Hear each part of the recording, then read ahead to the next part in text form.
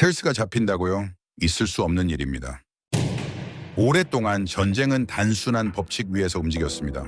그냥 먼저 보고 먼저 쏘는 쪽이 이겼습니다. 각국은 그 질서를 지키기 위해 막대한 자원을 투입했습니다. 보이지 않는 기술, 스텔스는 그 정점에 있었습니다. 누구도 의심하지 않았습니다. 그 우위는 흔들리지 않는다고 믿었으니까요. 하지만 어느 순간 레이더 화면 위에 설명되지 않는 신호가 나타나기 시작했습니다. 단 한 번이 아니었습니다. 다른 환경에서도 다른 기체에서도 같은 현상이 반복됐습니다.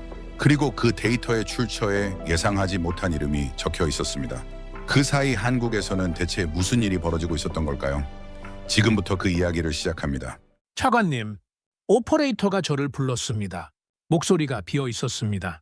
감정이 통째로 빠진 목소리였습니다. 저는 그 순간 직감했습니다. 레이더 화면 앞에 섰습니다. 그리고 굳었습니다. 신호가 찍혀 있었습니다. 작고 선명하고 지워지지 않는 불빛 하나. 눈을 비비고 다시 봤습니다. 그래도 있었습니다. 저는 빅터 콜번, 미 국방부 획득기술 차관입니다. 25년 동안 무기를 골랐고 기술을 검증했고 전쟁의 판도를 결정했습니다. 수천억짜리 결정을 내리면서도 항상 냉정했습니다. 데이터가 전부였고 감정은 사치였습니다. 그런 제가 그날 밤 손이 떨렸습니다. 보여선 안 되는 것이 보였습니다. 존재 자체가 지워져야 할 기체가 레이더 위에 선명하게 살아 있었습니다. 스텔스는 단순히 레이더에 잡히지 않는 기술이 아닙니다. 전쟁의 방정식 자체를 바꾸는 기술입니다. 먼저 보고 먼저 쏘는 쪽이 이기는 전장에서 존재를 지우는 권리. 그것이 미군이 수십 년에 걸쳐 완성한 절대 우위였습니다. 그 전제가 그날 밤 흔들렸습니다. 3주 후 신호가 다시 나타났습니다. 다른 기체, 다른 작전 구역, 결과는 똑같았습니다. 있어선 안 될 반사파가 화면 위에 선명했습니다. 이건 패턴입니다, 차관님. 분석관이 나지막이 말했습니다. 저는 대답하지 않았습니다. 맞았기 때문입니다. 긴급 회의를 소집했습니다. 스텔스 소재 전문가, 레이더 분석관, 획득 전략팀장, 무거운 얼굴들이 자리를 채웠습니다. 저는 단도직입적으로 시작했습니다. 원인을 찾아야 한다. 전부 의견을 내라. 균열 데이터가 화면을 채웠습니다. 현미경으로 촬영한 코팅 표면. 미세한 금이가 있었습니다. 램 코팅은 강하게 설계됐습니다. 그러나 강도가 높을수록 유연성은 떨어집니다. 고속 비행이 반복되면 소재에 응력이 쌓입니다. 온도 변화, 진동, 기압 차이. 그 모든 것이 소재를 조금씩 갉아먹습니다. 그리고 어느 순간 균열이 생깁니다. 그 틈으로 레이더 전파가 파고듭니다. 반사파가 살아납니다. F-22 시간당 유지비가 얼마나 됩니까? 약 7만 달러입니다. 회의실이 조용해졌습니다. 우리는 그 돈을 쏟아부으면서 균열을 막고 있었던 겁니다.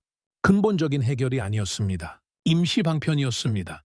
미국 방식은 강도를 높이는 방향으로 갔습니다. 유연성을 포기했죠. 중국은 구조를 복잡하게 쌓았습니다. 신뢰성을 잃었습니다. 둘 다 틀렸다는 겁니다. 누구도 반박하지 않았습니다. 반박할 수 없었습니다. 데이터가 거기 있었습니다. 그때 분석관이 두꺼운 보고서 묶음을 내 책상 위에 내려놓았습니다. 유사 연구 사례 전수 검색 결과입니다. 저는 보고서를 집어들었습니다. 우리 이론으로는 처리되지 않는 숫자들이 빼곡했습니다. 설명되지 않는 변수들이었습니다. 그리고 출처가 적혀 있었습니다. 한국. 저는 그 글자를 읽고 잠시 멈췄습니다. 한국은 검토 대상이 아니었습니다. 제 머릿속 어디에도 그 이름이 들어설 자리는 없었습니다.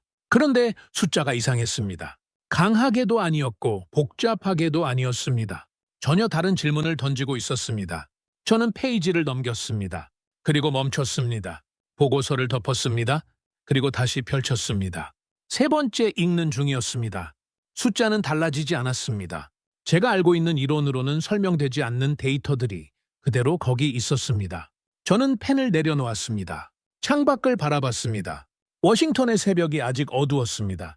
출처는 한국이었습니다. 저는 그 사실을 계속 무시하려 했습니다. 한국은 제 머릿속 어디에도 없었습니다.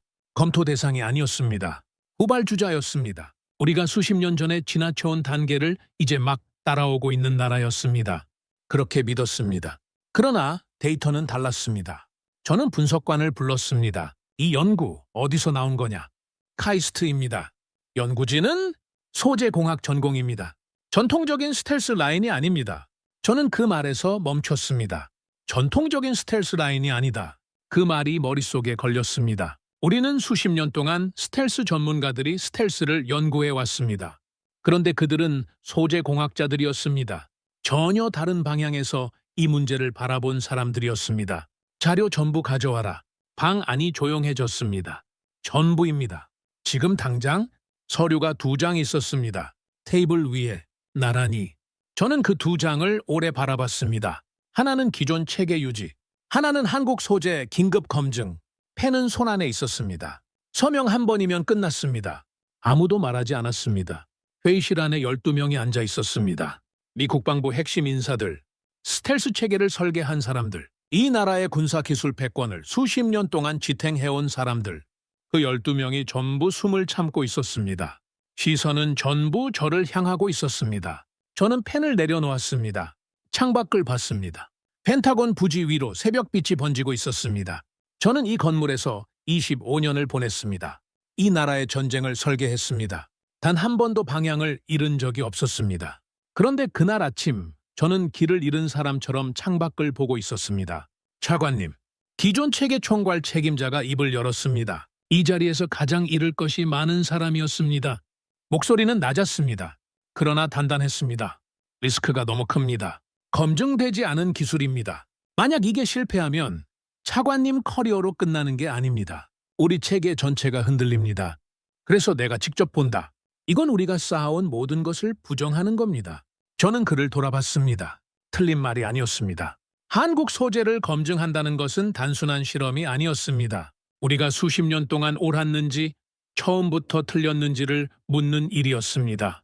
수십조 달러의 투자가, 미국의 군사기술 패권이, 이 방 안에 앉아있는 12명의 커리어 전체가 그 질문 앞에 세워지는 순간이었습니다.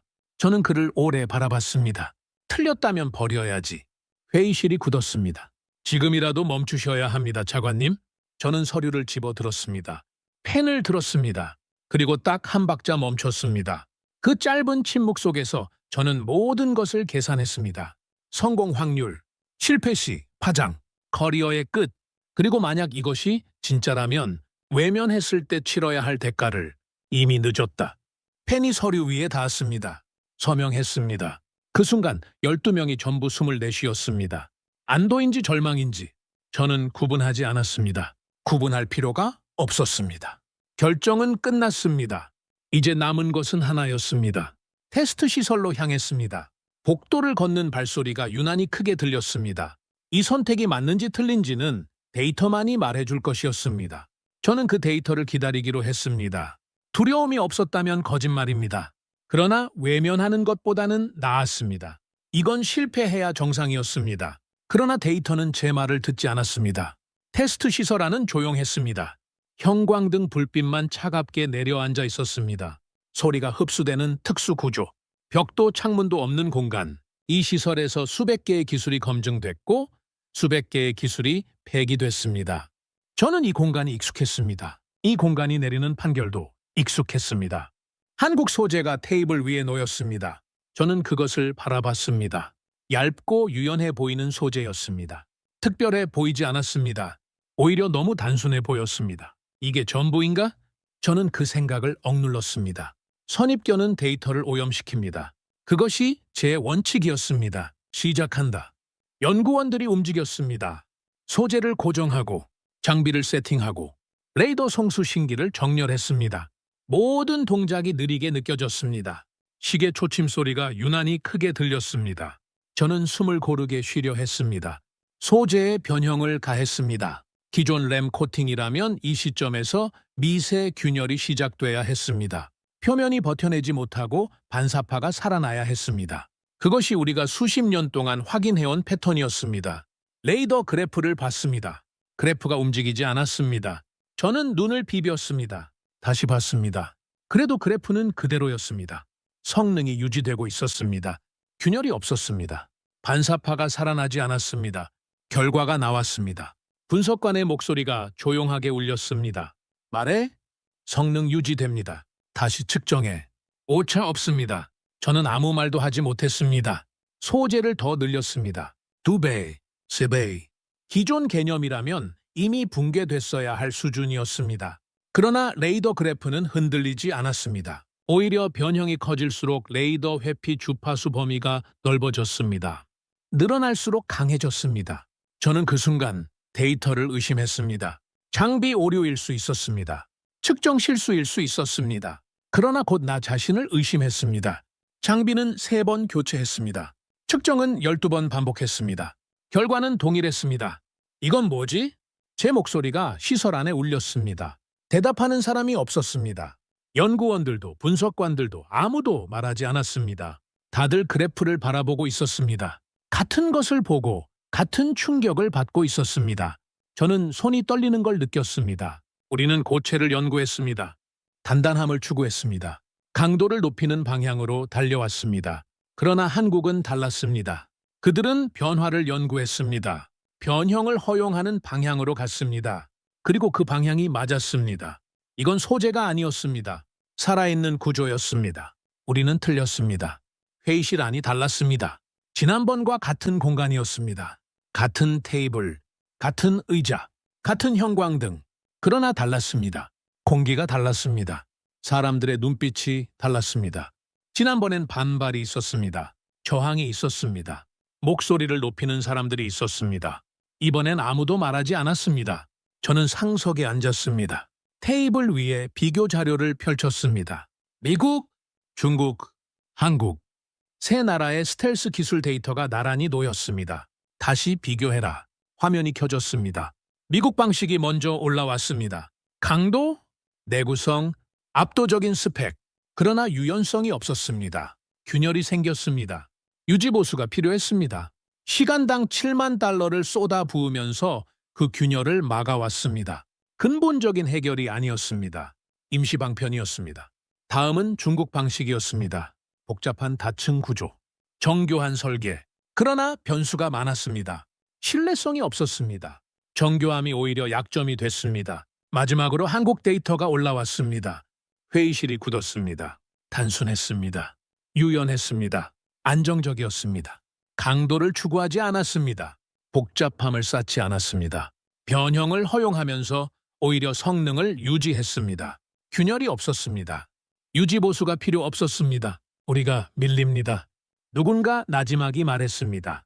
반박하는 사람이 없었습니다. 기존 체계 총괄 책임자가 입을 열었습니다. 미국 방식은 유지합니까? 저는 잠시 그를 바라봤습니다. 아니다. 중국 방식은요? 더 위험하다. 그럼 답은 뭡니까? 저는 눈을 감았습니다. 창밖으로 구름이 낮게 깔려 있었습니다. 강함은 답이 아니었습니다. 복잡함도 답이 아니었습니다. 우리는 처음부터 틀린 질문을 하고 있었습니다.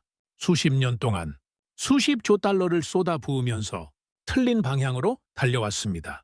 그리고 한국은 처음부터 맞는 질문을 하고 있었습니다. 저는 눈을 떴습니다. 한국이다. 아무도 반박하지 않았습니다. 반박할 수 없었습니다. 데이터가 거기 있었습니다. 숫자가 거기 있었습니다. 그 숫자들이 이미 모든 말을 대신하고 있었습니다. 회의실 안에 침묵이 내려앉았습니다. 길고 무거운 침묵이었습니다. 저는 그 침묵을 깨지 않았습니다. 25년 동안 쌓아온 확신이 데이터 앞에서 조용히 허물어지는 소리를 저 혼자 듣고 있었습니다. 전쟁의 판도가 바뀌고 있었습니다. 회의실 문이 열렸습니다. 미 국방부 핵심 인사들이 하나씩 들어왔습니다. 합참 관계자, 획득 전략팀장, 예산 총괄, 그리고 기존 체계를 끝까지 지키려 했던 사람들. 무거운 얼굴들이었습니다. 다들 알고 있었습니다. 오늘 이 자리가 무엇을 결정하는 자리인지. 저는 상석에 앉아 있었습니다. 손안에 서류가 있었습니다. 반복 실험 결과, 환경 변수 테스트, 12차례 모든 조건에서 동일하게 나온 데이터들. 저는 그 서류를 오래 바라봤습니다. 숫자들이 흔들리지 않았습니다. 처음부터 지금까지 단 한 번도. 보고를 시작하겠습니다. 침묵이 먼저였습니다. 예상대로였습니다. 기존 체계 총괄 책임자가 입을 열었습니다. 차관님, 단일 기관의 실험 결과입니다. 독립적인 검증이 없습니다. 이걸 근거로 체계 전체를 바꾸는 건 절차상 불가능합니다. 저는 그를 바라봤습니다. 마지막 저항이었습니다. 그것도 알았습니다. 반복 실험 횟수. 분석관이 대답했습니다. 12차례입니다. 온도, 습도, 고도, 진동, 모든 환경 변수를 달리했습니다. 결과는 모든 조건에서 동일합니다. 회의실이 굳었습니다. 기존 체계 총괄 책임자가 다시 입을 열려 했습니다. 저는 손을 들었습니다. 됐다. 그 한마디로 충분했습니다. 저는 서류를 테이블 위에 내려놓았습니다. 눈을 감았습니다. 모든 시선이 저를 향하고 있었습니다. 숨소리조차 들리지 않았습니다. 시계 초침 소리만 회의실 안을 채우고 있었습니다. 25년이 스쳐 지나갔습니다. 미 공군 연구소의 첫날, 록히드 마틴에서 보낸 12년, 이 자리에 앉아 내려온 수천 개의 결정들, 그 모든 것이 지금 이 한 문장으로 수렴되고 있었습니다. 저는 눈을 떴습니다. 우리는 틀렸다. 그 말이 회의실 안에 떨어졌습니다. 돌을 물속에 던진 것처럼 파문이 퍼졌습니다. 소리 없이. 그러나 분명하게 아무도 말하지 않았습니다. 기존 체계 총괄 책임자가 고개를 숙였습니다. 반박하지 않았습니다. 할 수 없었습니다. 데이터가 거기 있었습니다. 숫자는 거짓말을 하지 않습니다. 그것이 제 원칙이었습니다. 그리고 그 원칙이 이번엔 저 자신을 향하고 있었습니다. 기준이 바뀌었다는 뜻입니까? 합참 관계자가 조심스럽게 물었습니다. 그렇습니다. 어디로입니까? 저는 잠시 멈췄습니다. 한국이다. 그 말이 떨어지는 순간 저항하던 사람들의 얼굴에서 뭔가가 빠져나갔습니다. 분노도 아니었습니다. 억울함도 아니었습니다. 그냥 힘이 빠졌습니다. 오래 버텨온 사람이 마침내 내려놓는 순간의 표정이었습니다. 기존 체계 총괄 책임자가 고개를 들었습니다. 목소리가 달라져 있었습니다. 인정합니다. 저는 아무 말도 하지 않았습니다. 할 필요가 없었습니다. 그 세 글자가 이 회의의 끝이었습니다. 25년의 패러다임이 공식적으로 막을 내린 순간이었습니다. 저는 자리에서 일어섰습니다. 문을 향해 걸었습니다. 복도의 차가운 공기가 얼굴을 스쳤습니다. 저는 거기서 처음으로 숨을 크게 들이쉬었습니다. 전쟁의 법칙이 다시 쓰이고 있었습니다. 회의가 끝나고 사흘이 지났습니다. 저는 혼자 연구소 안에 있었습니다. 테이블 위에 보고서 한 권이 놓여 있었습니다. 한국 소재 기술 응용 가능성 분석. 저는 첫 장을 펼쳤습니다. 그리고 멈췄습니다. 전투기만이 아니었습니다. 적용 범위는 어디까지입니까? 제한이 없습니다. 저는 그 말을 처음엔 과장으로 들었습니다. 그러나 페이지를 넘길수록 달랐습니다. 숫자가 그 말을 뒷받침하고 있었습니다. 지상 로봇이었습니다. 뱀처럼 움직이는 형태, 문어처럼 수축하고 팽창하는 구조. 한국 액체 금속 소재를 적용하면 구조 자체가 유연해졌습니다. 레이더에 잡히지 않으면서 지형을 파고드는 로봇. 보이지 않는 전장이 열리는 겁니다. 전투기만입니까? 아니요. 전부입니다. 보병 장비였습니다. 전투복 자체가 스텔스 소재로 구성된 개념이었습니다. 입고 움직이면 레이더에서 사라집니다. 6세대 이동통신 안테나 기능까지 통합됩니다. 병사 한 명이 하나의 전장 시스템이 되는 순간이었습니다. 전부라니? 전장 전체입니다. 저는 보고서를 내려놓았습니다. 천장을 바라봤습니다. 하늘, 지상, 해상, 보이지 않는 기체, 보이지 않는 로봇, 보이지 않는 병사. 먼저 보고, 먼저 쏘는 쪽이 이긴다는 전쟁의 법칙이 아예 새로운 차원으로 올라가고 있었습니다. 나는 그 기술의 끝을 상상하려 했습니다. 그리고 실패했습니다. 끝이 없었습니다. 저는 눈을 감았습니다. 25년 동안 저는 전쟁을 연구했습니다. 무기를 분석했습니다. 기술을 검증했습니다. 그러나 그 25년 동안 단 한 번도 이런 감각을 느낀 적이 없었습니다. 기술이 아니라 패러다임이 바뀌는 감각, 세상이 다시 쓰이는 감각이었습니다. 이건 전투기를 위한 기술이 아니었습니다. 전장을 재정의하는 기술이었습니다. 아니, 더 정확히 말하면 세상을 다시 쓰는 기술이었습니다. 저는 눈을 떴습니다. 창밖을 바라봤습니다. 그리고 처음으로 이런 생각을 했습니다. 우리는 전쟁의 규칙을 잘못 이해하고 있었다. 강한 것이 이기는 게 아니었습니다. 변하는 것이 이겼습니다. 적응하는 것이 이겼습니다. 그리고 그 변화를 가장 먼저 이해하고 가장 먼저 구현한 나라가 한국이었습니다. 나는 25년 동안 전쟁을 연구해 왔습니다. 수많은 무기를 분석했고 수없이 많은 선택을 내려왔습니다. 단 한 번도 흔들린 적이 없었습니다. 그것이 내 자부심이었습니다. 그러나 그날 나는 처음으로 인정했습니다. 내가 알고 있던 전쟁의 법칙이 틀렸다는 것을. 강한 것도 답이 아니었습니다. 복잡한 것도 답이 아니었습니다. 진짜 답은 변하는 것이었습니다. 그리고 그 변화를 만든 것은 한국이었습니다. 이제 전쟁은 그들이 만든 기준 위에서 시작됩니다. 오늘의 사연은 여기까지입니다. 내용이 마음에 드셨다면 구독, 좋아요로 응원해 주시고 댓글로 대한민국 파이팅을 외쳐주세요. 국격 상승 감동 사연을 전하는데 큰 힘이 됩니다. 한 조각 붉은 심장이 남을 때까지 대한민국을 사랑합니다.